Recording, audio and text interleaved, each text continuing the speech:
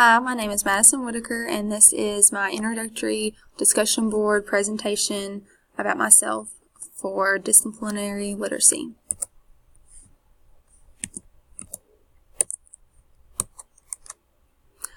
About me, my name is Madison Whitaker. I recently got married in August. I am also from Monticello, Arkansas. I've grown up here my entire life, and I have a dog named Scout that you can see in the picture below.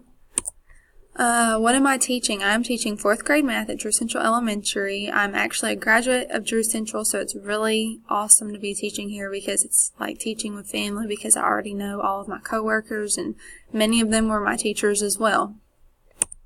Something interesting about myself is I'm actually teaching my 4th grade math class in the same classroom that I learned in as a student when I was in 4th grade. And I really enjoy teaching 4th grade math. I've always loved math, and so it's fun that I strictly get to focus on math and teach all 85 of the 4th grade students at Drew Central Elementary. Thank you for listening to my presentation and getting to know a little bit more about myself.